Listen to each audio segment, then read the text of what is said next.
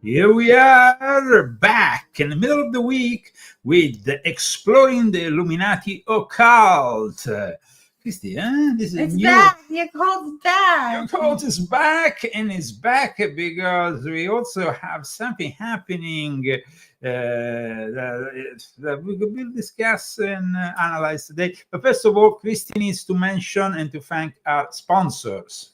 Thank you so much, Daniel Estes and Bruce Kodish. Thank you so much for your donation. And everyone who bought the book too, thank you so much. We had a lot of book sales today. Thank you. Thank you very much. You wrote much. a great article, so it's probably because of that. Well, I mean, there is a lot of things happening today. So it's very interesting that we are doing this show. And of course, we are touching on something that will bring us back in time. But at the moment, we want to start with something that happened today, something that is opening our minds and is confirming also what I wrote in volume 9 of my confessions, which is very important and which Christy will be citing soon, together with what I wrote in volume 4 of my confessions. And then I have a lot of other books I will be citing here with me. It's important, guys. The show today is very important. This is groundbreaking news. I know that we are overshadowed by many other things. Incredible event. Trump went to the White House and very politely, of course, engaged with President Joe Biden as president-elect. The whole thing went very well. But aside from that, what's really happening on the Hill? Well, this is what is happening. And what you're going to be hearing is pretty shocking, guys. So we had another meeting of... This joint hearing of the Subcommittee on Cybersecurity, Information Technology, and Government Innovation and the Subcommittee on National Security, the Border, and Foreign Affairs will come to order. Good morning and welcome, everyone. Welcome. Without objection, the chair may declare a recess at any time. And I recognize myself for the purpose of making an opening statement right now. Okay.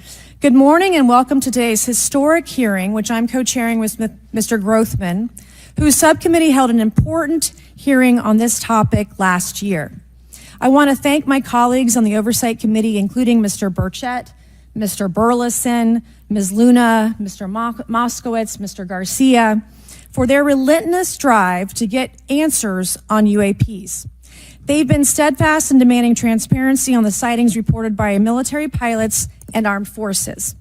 Their commitment to... so you must have heard that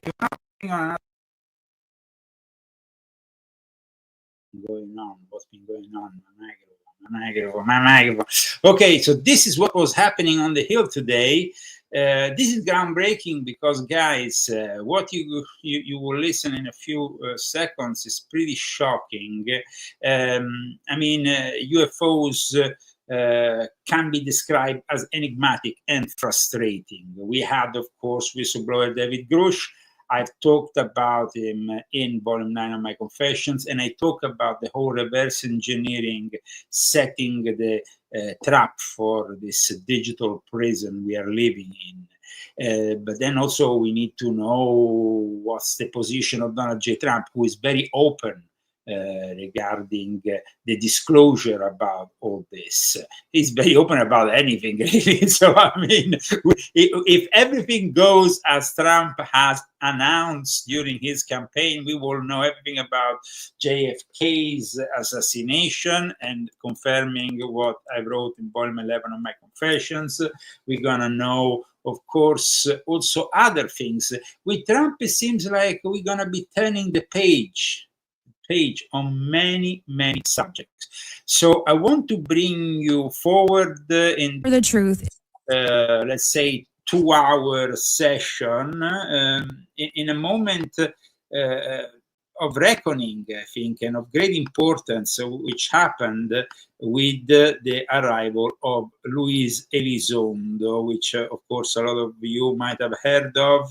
But what he says today, it's I find it very important, guys. I find it very important, and I think we need to listen to this before we can go further in the subject that we are going to be discussing today, the fallen angels of the book of Enoch. There's not only one book of Enoch, there's 3 books of Enoch.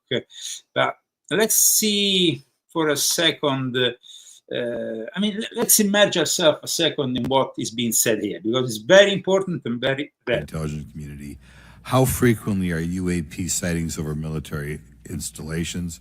And secondly, I suppose hypothetically, you could have incursions over just, say, regular airports. Is it obvious these incursions are more likely over military facilities than just a random airport out there? Yes, sir. There's definitely enough data to suggest that there is certainly some sort of relationship between sensitive U.S. military installations, also some of our nuclear equities, and also some of our Department of Energy sites.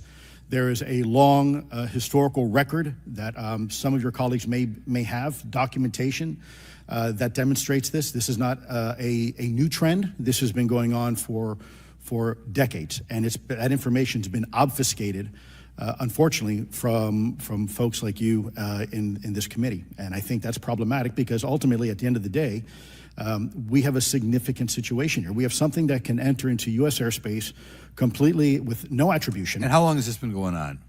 Sir, decades. And there's information that will hopefully be entered into the record. Can you think of any possible reason why they can't release any information they have on something, say, 15 or 20 years old? Sir, if I could echo my colleague here, Admiral Gallaudet, I think one of the big issues that we have in the intelligence community, Department of Defense, is we don't want to broadcast any potential vulnerabilities or weaknesses in our national defense systems or on intelligence collection platforms. Therefore, when you have a conversation where you address a problem for which there is no solution, it makes that a very uncomfortable conversation to have. Okay, we'll switch to Mr. Schellenberger. The primary reason you're here today is because you published an article on the news publication that you own called Public, right? Alleging that a new unnamed government whistleblower has come forward asserting that a highly classified program exists dedicated to recovery and reverse engineering of UAP technologies. What can you give us what specific evidence you have or that your source provided you to substantiate the claims about the existence of the Immaculate Constellation program? Well, you have the report in front of you now, so you can see it for yourself. I checked the report and I did not find it based on existing cases. It was new cases for me. I hadn't found anybody. So that answered for me that it was not obviously circular reporting, which is one of the big concerns in this space. I also had the name of the program confirmed by more than one additional source. And then of course I checked to make sure that the source was who they claimed to be. Okay. I should also say that when I said before it was this database, it is a much broader program than that. It also includes human intelligence, and then, as you mentioned, the retrieval and the reversal. Any knowledge of what country these things originated in? No, I have no idea. Okay. Okay, I will now recognize Mr. Burchett for 5 minutes of questions. Thank you, Chair Lady. I request unanimous consent to enter into the record documents provided to us regarding legacy UAP programs and psychological operations. Lou Elizondo. So ordered. I also want to thank my buddy Jeremy Corbell for providing us documents. And now, this part also is interesting because you see, there's a mention of psychological operations, and in volume 11 of my confessions, I discussed how Michael Aquino himself talked about psychological operations in relation to UFOs, something that I already touched also with Stubbled. Sorry if I straighten up this camera. I thought it was crooked. It's crooked. Okay. Welcome to the Leo Zagami show. In the meantime, we thank our sponsors, and we would like also to have more sponsors, because the more sponsors we have, the more possibility that we not only going to stay on air, but we're going to bring you more than a show a week. This is our second show, and we are planning to keep it this way. We are basically offering you a show on a Saturday focused on the cognitive warfare and so on a geopolitical news analysis, while instead on Wednesday we focus more on the esoteric element. And there is definitely an esoteric and occult element here that we will be debating. Christy, this is from volume 9 of my Confessions, for those who haven't read it. Is 7 Steps to the Secrets of the New World Disorder, from transhumanism and immortality to Gnostic Jesus, UFOs, and insect witchcraft. Yes, this part here. Just that paragraph? No, this part and this. This and that? Yes. Okay. In an essay for Politico entitled, "If the Government Has UFO Crash Materials, It's Time to Reveal Them," former Deputy Assistant Secretary for Defense for Intelligence, Christopher Mellon, detailed his direct involvement in delivering UAP evidence to Congress, work that ultimately led to the establishment of the All-Domain Anomaly Resolution Office, AARO, organized to investigate and document encounters with unidentified craft, which might be extraterrestrial in origin. Mellon described his efforts to bring public attention to the existence of recorded UAP incidents involving U.S. military personnel. But despite breakthroughs in government transparency about these sightings, he argued, there's one thing the Pentagon and the intelligence community has so far not addressed, and that is whether they have had any direct contact with these objects, and whether there is truth to persistent rumors alleging that the government has been working secretly to reverse engineer the technology. Mellon personally referred 4 witnesses to AARO who claimed to know about a secret U.S. government program involving the analysis and exploitation of materials recovered from off-world craft. He knows of other sources with additional evidence. Although AARO has no legal obligation to report its findings to the public, Mellon has concluded that the public needs to know the truth. Within 2 days of the Politico essay, another online publication, The Debrief, ran a story under the headline, "Intelligence Officials Say U.S. Has Retrieved Craft of Non-Human Origin."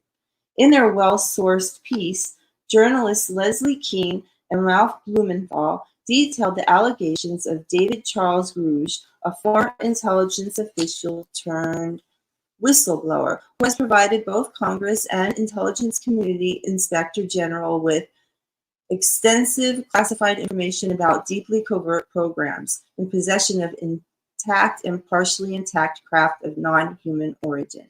Thank you very much, Christy. And of course, I will highly recommend this book to understand the connections between these retrieval programs and where we stand now with artificial intelligence, with the development of the quantum Prince of Darkness, how I defined it, the quantum computers, and of course cyber Satan in its ultimate development.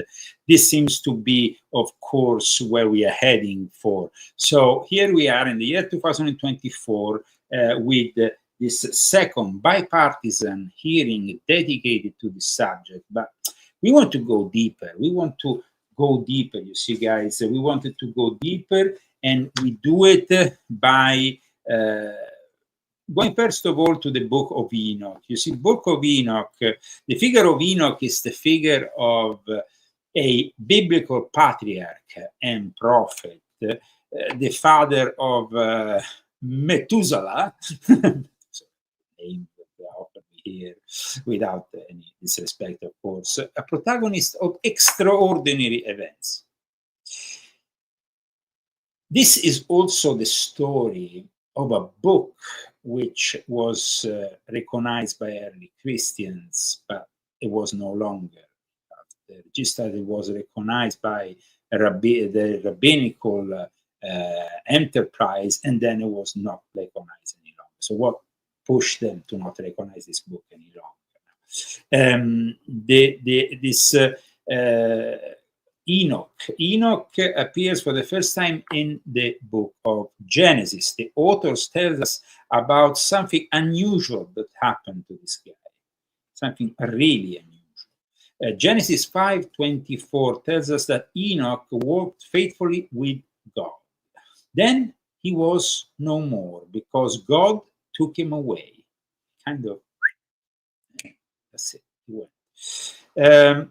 This is quite unusual, and neither the way in which this happened nor the reason for it are really explained in detail, leaving the reader full of unanswered questions about Enoch.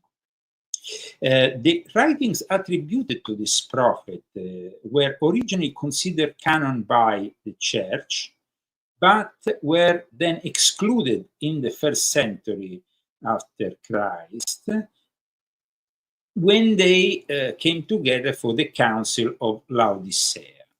And they were considered apocryphal and thus not the product of divine inspiration. However, there is still a church that recognizes them.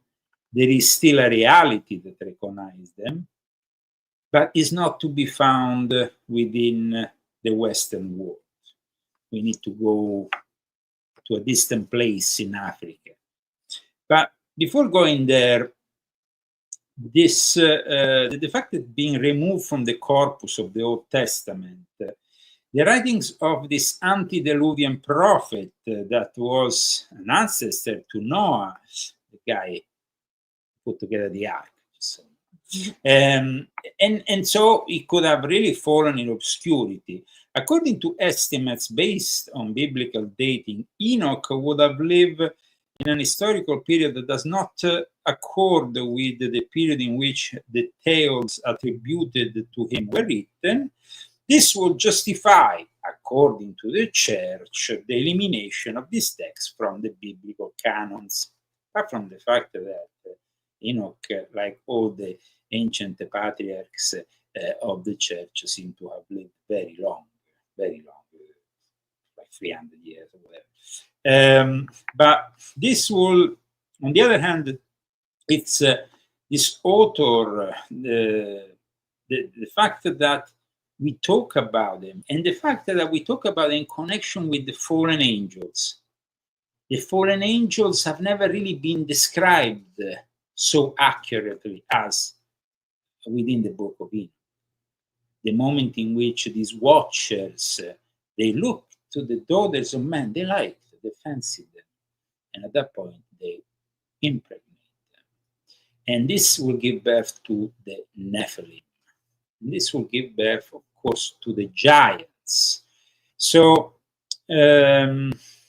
what could have played a determining, say, a role in excluding these texts of Judaic origin, both from the church, but also from the rabbinical context? So, I mean, the book of Enoch, and like I said earlier, there is actually 3 books of Enoch, but we're talking about the original book, the first book of Enoch.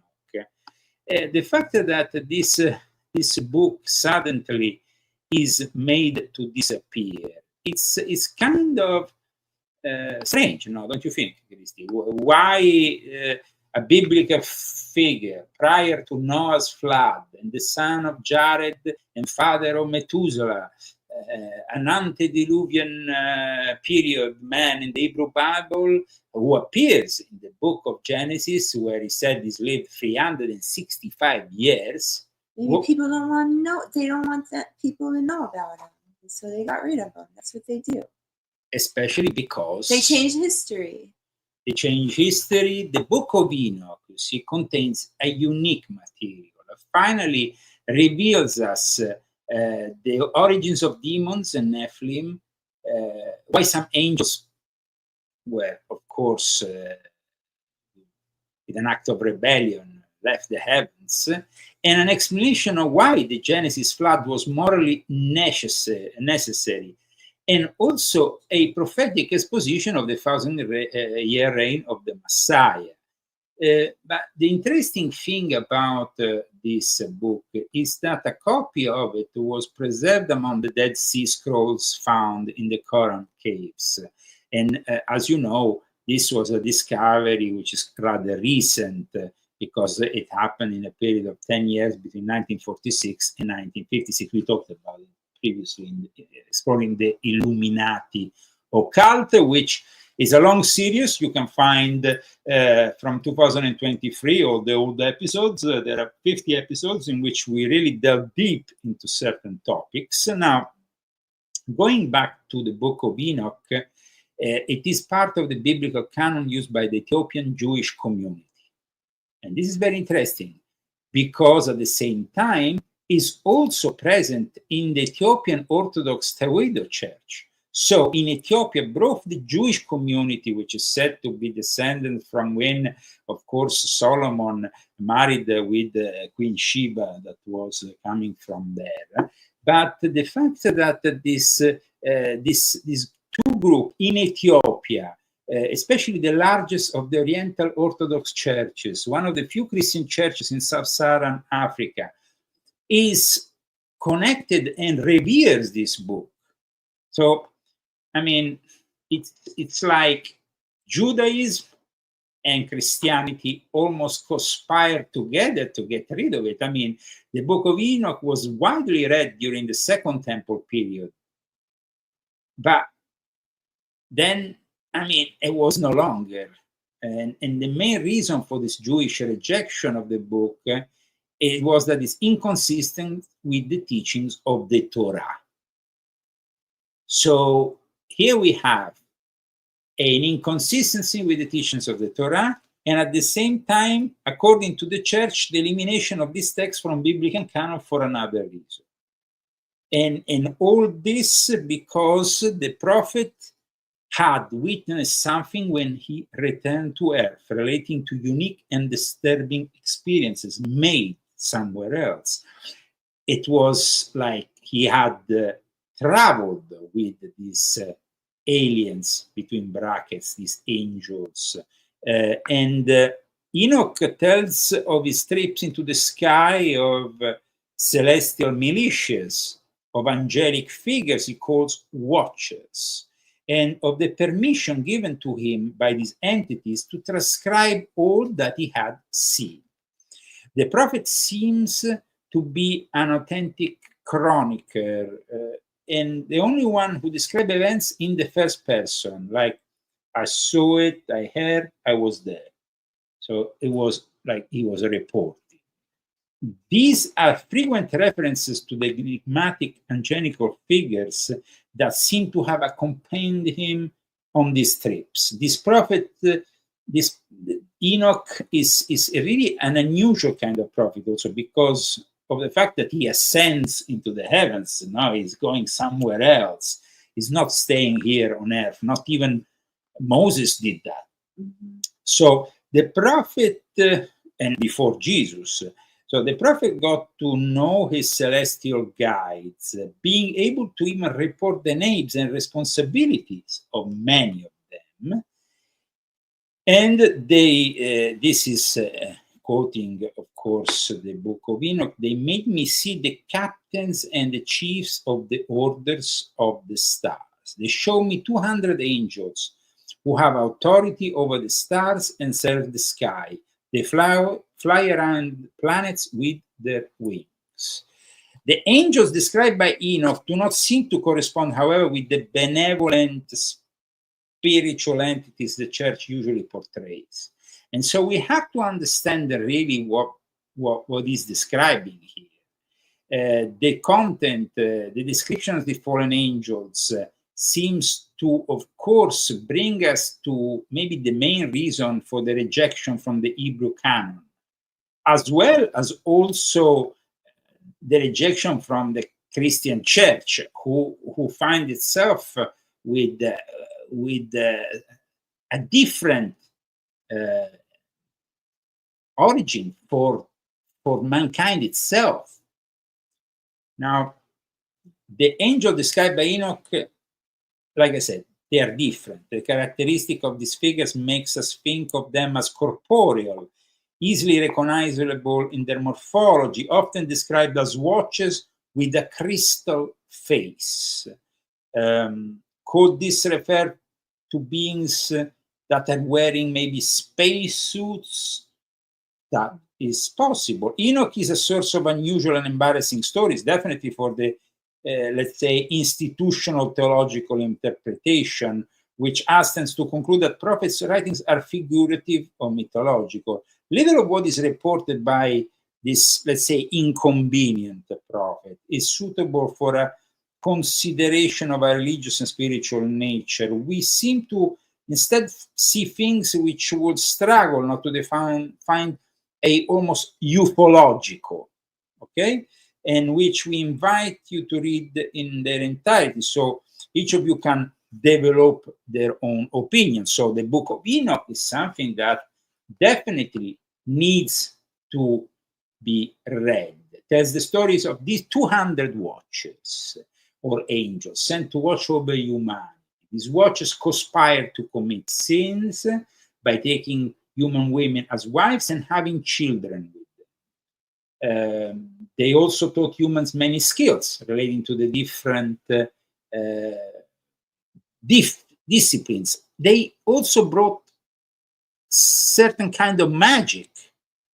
So magic seems to be actually connected with their arrival on earth. God condemned these fallen angels for their actions and assigned archangels to confine them to Tartarus until their final judgment.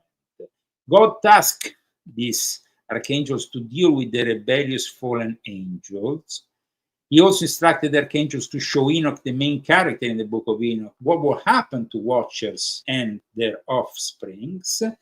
In the process, different archangels show Enoch the workings of creation, but all of this will end up with Noah's flood. It will end up with a punishment against these giants. We conclude with a last consideration on Enoch and his scarce presence in the Bible, returning to the above-mentioned verse of Genesis 5:24. Then he was no more, because God took him away. Focus on the ascension of the patriarch, which is meant to have happened before the death of Jesus. In the early centuries of the church, an episode of this kind would have caused problems for the nascent Christian doctrine. The ascension of a man before Christ is not something that maybe Christians wanted. That seems to be maybe the more obvious reason, but it's not really what I think it's the reason. At one point, though, there is a guy who signed himself with the code name 007. He worked for Queen Elizabeth I. His name was John Dee. John Dee worked at the creation of an Enochian dictionary, and this is the seal for the communication with those angels. Though those angels were fallen angels, and so in a way, he was communicating with demons. Those fallen angels that he, it was two people. There was John Dee, and there was his career. It was Edward Kelly. Together, before they eventually will part ways after trying to exchange wives and big scandal. But basically, Aleister Crowley claimed to be a reincarnation of Edward Kelly. When Aleister Crowley opens the gates of hell, like I described in volume 9 of my Confessions, and that happens in the same period in which Hollywood is established, we have basically this whole synchronicity of events that will lead us to where we are right now. So the reverse engineering that they are talking about, which is in a way maybe it's like they gave us all this and we are using it right now to communicate to you, but in return, of course, they are building around us a digital prison. And this needs to be understood. But of course, will the politicians participating at this hearing understand certain concepts? The danger of certain concepts In regards to this subject in particular, I discussed in Volume 4 of my Confessions John Dee, his role, and of course the role of Enochian magic. And, you know, this could bring us all the way to Volume 11, because in reality, in Volume 11, I discuss Sidney Gottlieb, who is one of the protagonists of Volume 11, saying that he explored the world of black magic and harnessed the forces of darkness and challenged the concept that the inner reaches of the mind are beyond reach. It's something he was doing with the CIA, with the infamous program MK Ultra that had all these sub-projects, and some of them were dealing in the darker side, not only of psychology, but even of magic. So regarding John Dee, his role seems to be a role of preparing for people like Crowley that will take advantage of that language to then open the gates of hell, because he uses the Enochian language to go with Victor Neuburg, sodomize him in the desert, do that black magic ritual, and of course evoke Choronzon. And in fact, in Volume 4 of my Confessions here, I explain through the words of this expert occult scholar and author of the popular critically acclaimed Necronomicon series, Llewellyn. This guy is basically Donald Tyson, a Canadian. And he says one thing. I mean, of course, this author is a Thelemite, so he's a follower of Aleister Crowley. He believes that Crowley has a leading role. He says, John Dee never received the signal to conduct the apocalypse working in his lifetime. It was to be reserved for another century and another man. That man was Aleister Crowley. Then Aleister Crowley will initiate those people here in California. Those people in California will go here in the Mojave Desert. They will open more these gates that Crowley started to open. And of course, they will come through. And at that point, we had the Roswell accident, other accidents, and the start of this reverse engineering that is being discussed today at this second Congress hearing. There's some whistleblowers. Mr. Elizondo, what is your last position with the federal government? Sir, I was the Director of National Programs Special Management Staff, managing a White House Special Access Program on behalf of the National Security Council. How would you characterize UAPs? An enigma, sir, and a frustration. We're talking about technologies that can outperform anything we have in our inventory. And if this was an adversarial technology, this would be an intelligence failure eclipsing that of 9/11 by an order of magnitude. Are there classified Department of Defense materials related to UAPs that you believe could be safely disclosed to the public without compromising national security? Yes, sir, I do. I would never, ever try to endorse providing some sort of information that could compromise what we call a blue force technology or capability. But I do believe there's a lot of information regarding this topic, and I've been very vocal about it, that should be shared not only with the public, but most importantly, with members of Congress. Are you familiar with my friend David Grush? Absolutely, sir. I had the privilege and honor of working with him myself several years ago at U.S. Space Force. Last year, as you know, he testified that the U.S. has run a multi-decade UAP crash retrieval and reverse engineering program. Would you agree with that? Yes, sir. Are there UAP programs operating without proper congressional oversight? 100%. What are they? Unfortunately, sir, I would have to have that conversation in a closed session. I know you said that, and a lot of people are frustrated with those kind of answers, but we're asking those kind of questions so you all know what the heck we're up against. You also mentioned in your opening statement that the Pentagon's Public Affairs Office employs a psychological operations officer as a singular point of contact for UAP-related inquiries. Why the heck would they do that? So that's a great question. I would ask the Pentagon. There's a long history here of that individual providing misleading and false information to the public through various news outlets and media outlets in order to discredit this topic. I've personally been victim to it. We have the documentation to substantiate where this information has been absolutely inaccurate, that has been provided time and time again. And it turns out that that individual was also working with former leadership of Arrow at the time as well. And we punish them by giving them multi-million dollars more than they ask for every year. So psychological operations to stop the veracity of these claims and maybe punish even people like Grush, who came out and made those astonishing revelations. This is very important here.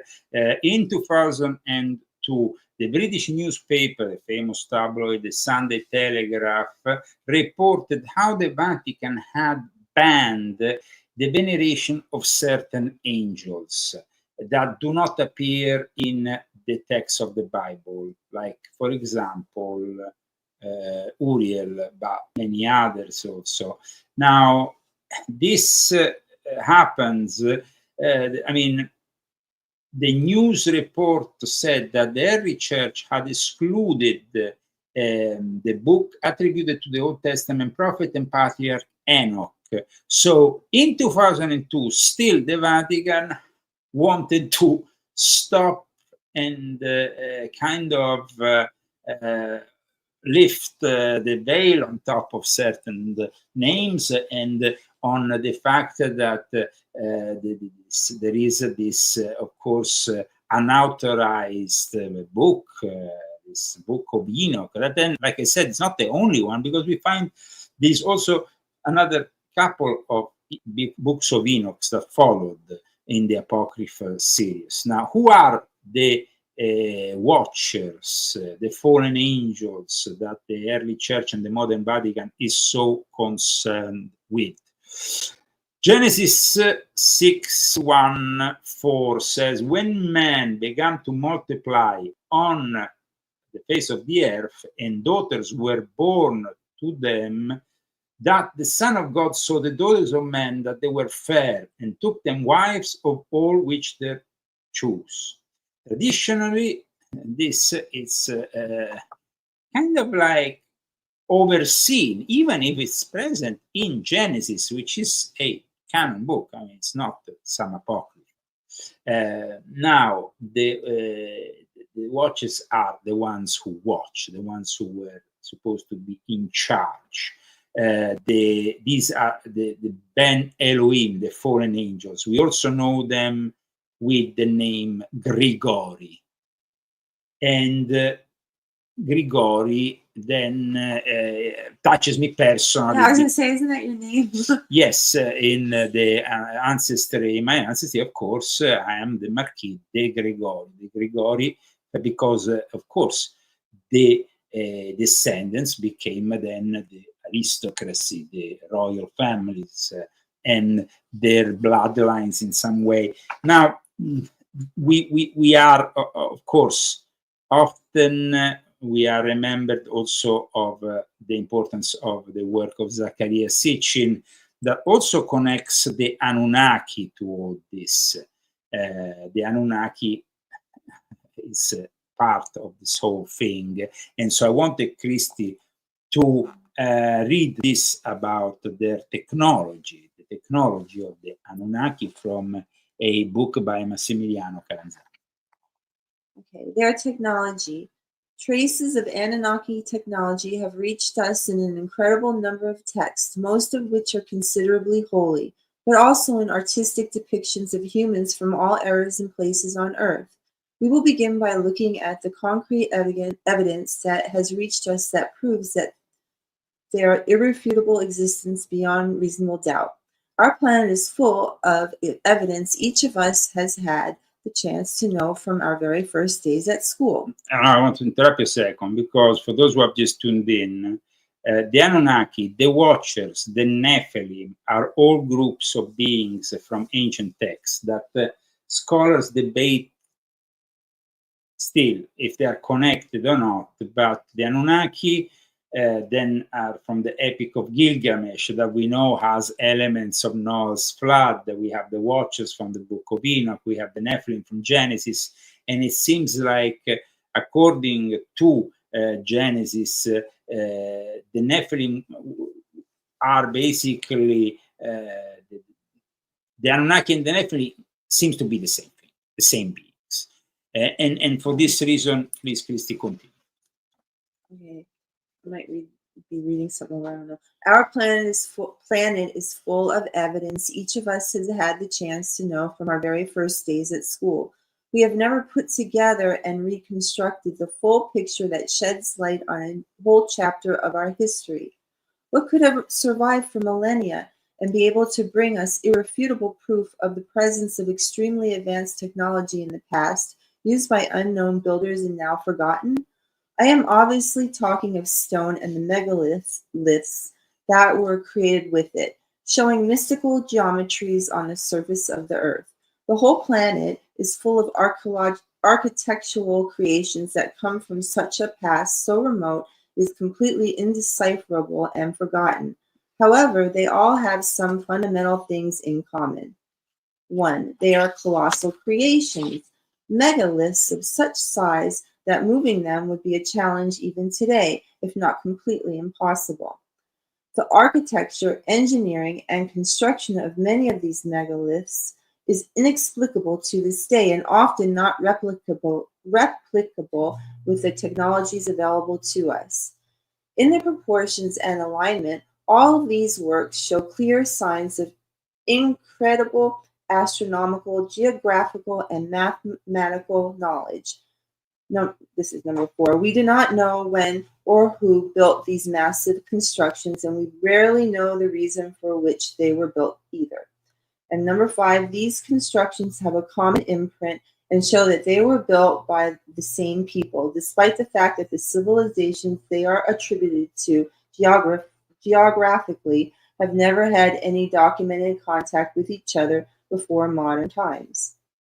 Now, like the pyramids. Yes, like the pyramids, like the Sphinx, and many other things, which we could eventually go into the research of, but of course we don't have the time now. But for the Illuminati, in the esoteric Luciferian tradition, there is a special elite order of angelic beings that have been created by God to be basically earthly shepherds of this of the first primitive humans.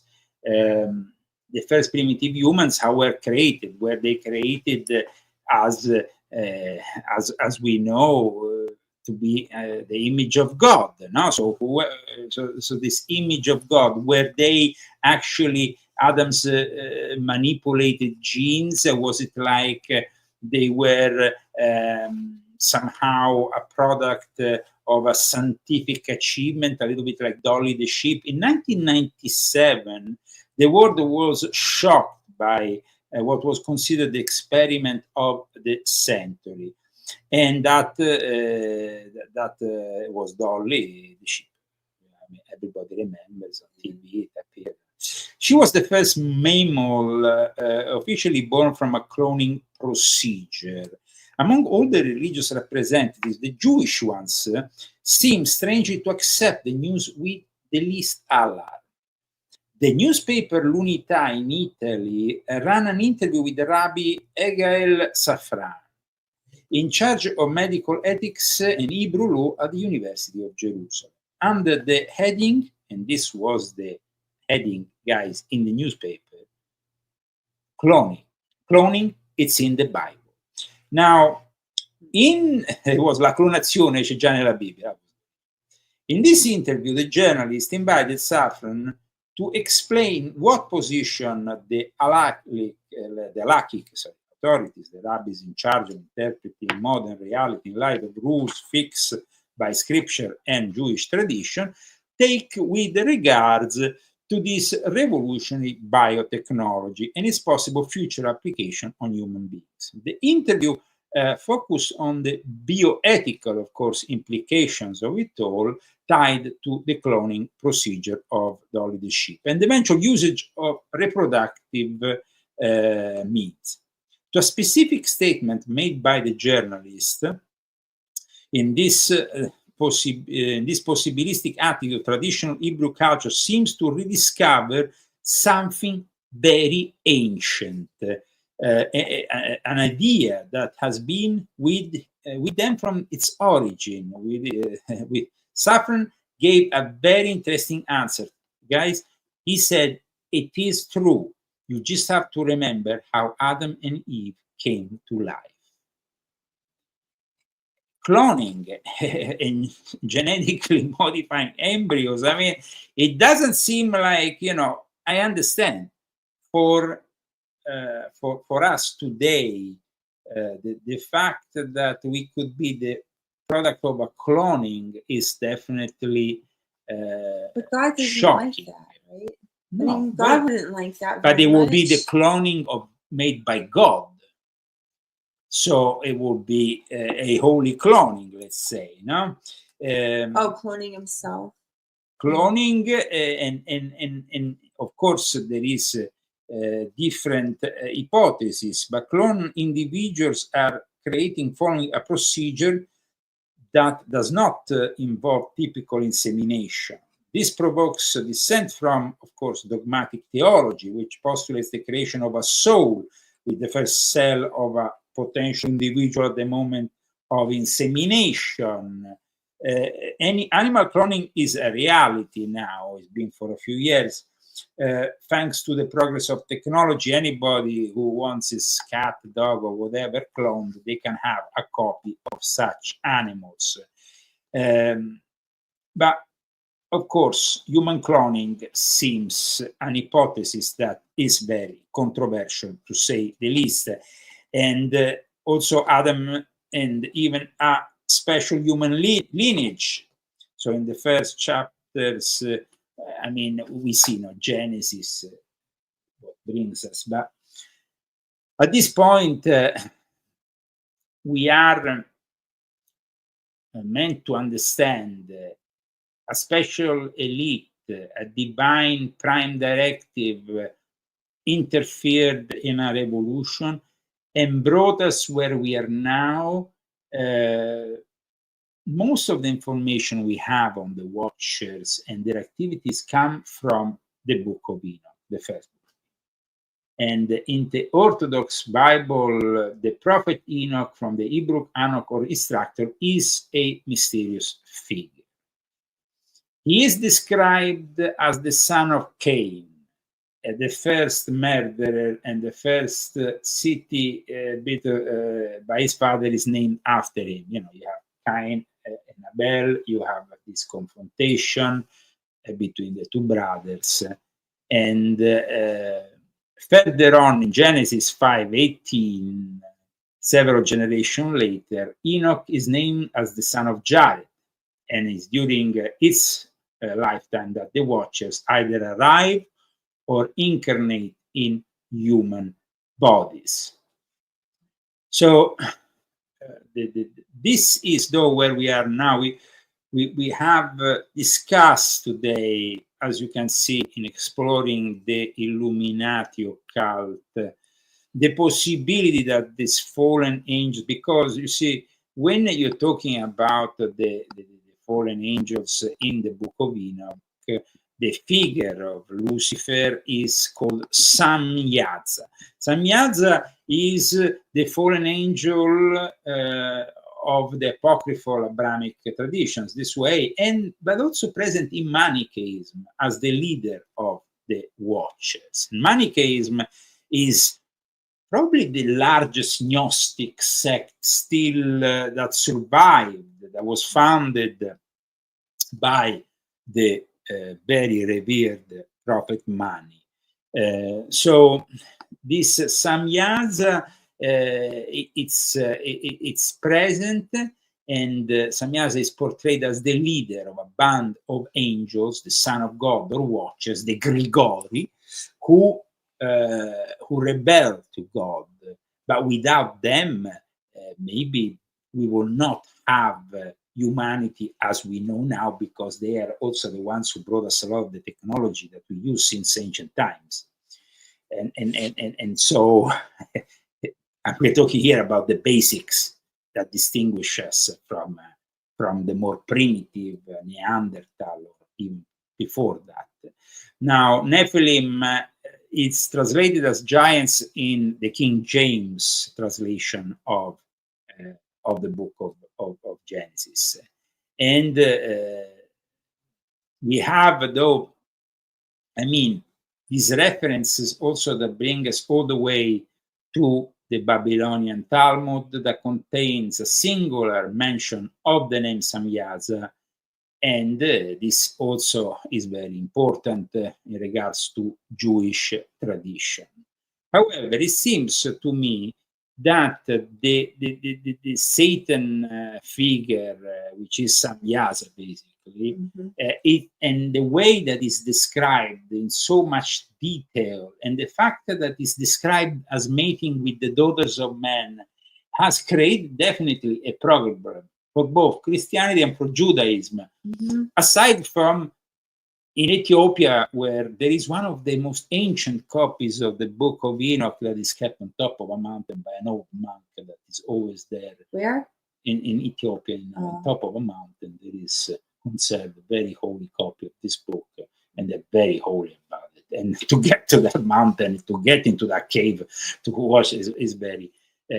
I want to always go there. I was going to ask, did you go? No, I won't. I won't. No.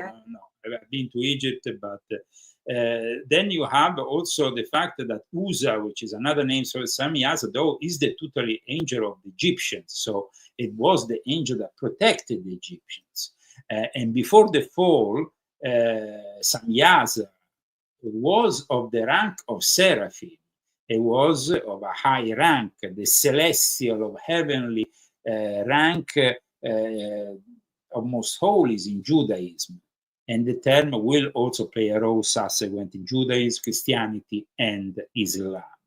So we go from a villain to then, of course, something that preceded his fall. And his fall, of course, even the fall of Lucifer and Satan, always presented us this as being very, very holy in front of God, the most beautiful of angels, the most powerful. And in fact, to this day, even the archangels who have to go and fight Satan are very much kind of like, you can't eliminate Satan. But then we go to the explanation. You will not have good without evil in this universe. You will not have evil without good. You will have the annihilation of both these things, the yin and the yang.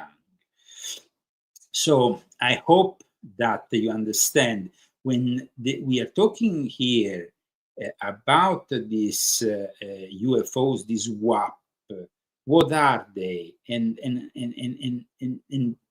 discussing them in a context which is, of course, very much physical, very much pragmatic. At times, you lose the reference from what these things might be, and the reference that in any case, even if they are evil or even if they're fallen, they're still not to be, if we are reverse engineering from these beings and we think that we can get away with it, then, as I explained in volume 9 of my Confessions, we are idiots. And the result will be, of course, the coming age of the Antichrist with the quantum computers and the quantum prince of darkness taking over the show.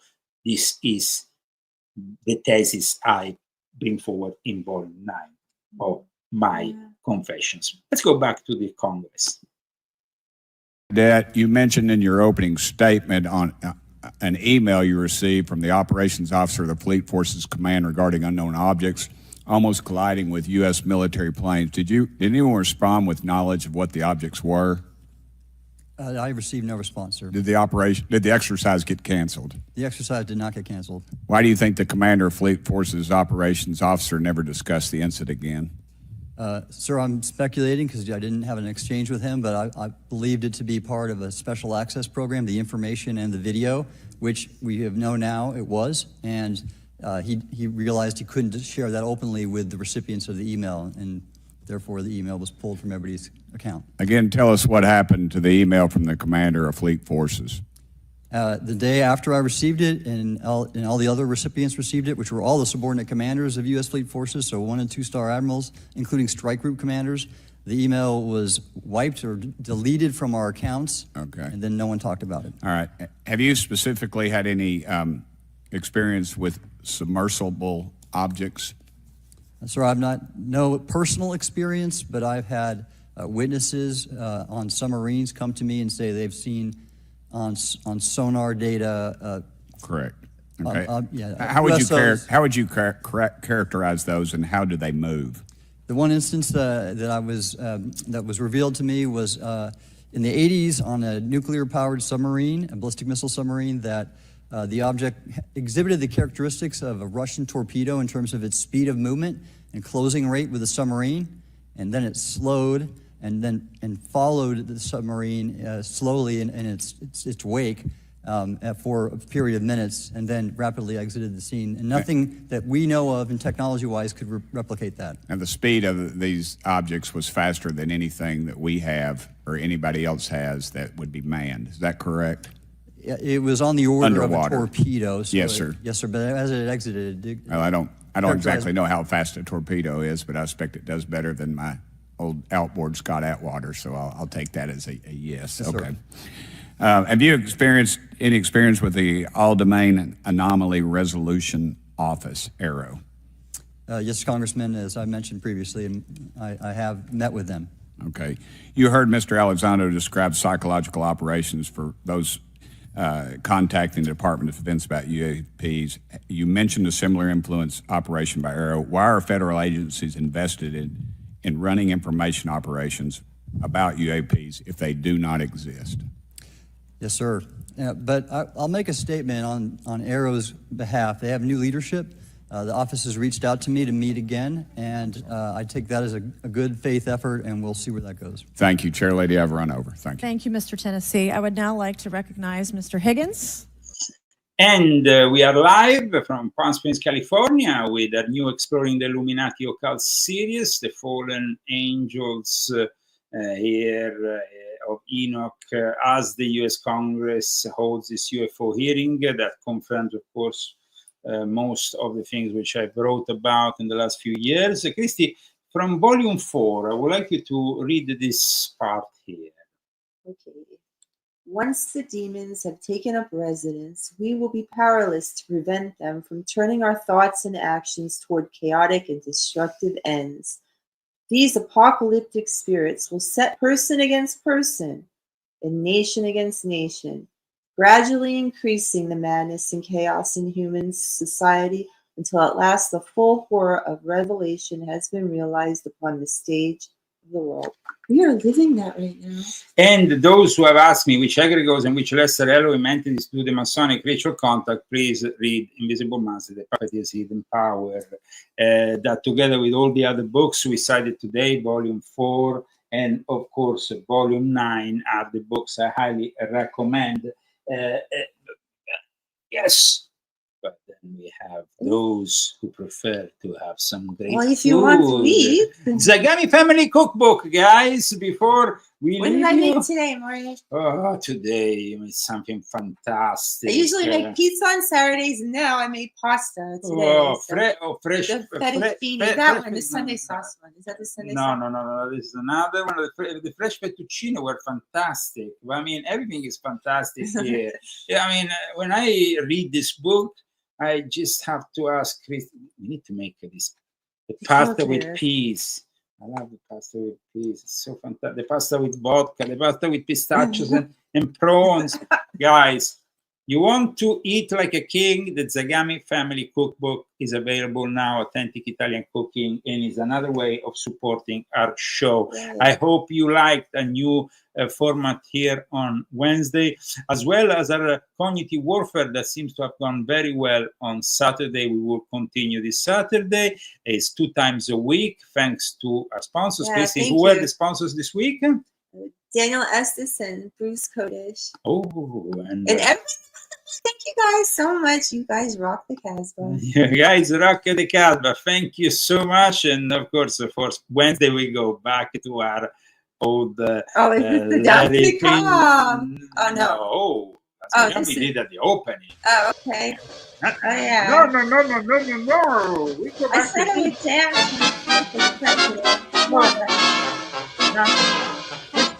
The president. I get the dancing. Here comes the devil. Oh, here comes the devil. Oh, here comes the And devil. like I Oh, the have devil with the announced devil says this I. book that came out in December 2019, we're going towards an American Renaissance 2.0, because I said either we have the Civil War or either we have the Renaissance, and I guess we will have the Golden Age and the Renaissance with President Donald J. Trump. With the devil says I. You're always giving me the dickens, telling me that life's no easy pickings. But just as long as I have fun, why the devil with the devil says I. You can have your social teas and bingo for your fun. But the things I like to do, you stop me one by one. Now even if you make me stronger, that ain't gonna make me live no longer. So even if I go to the devil with the devil says I. Look out for the devil, look out for the devil. Oh, the devil with the devil says I.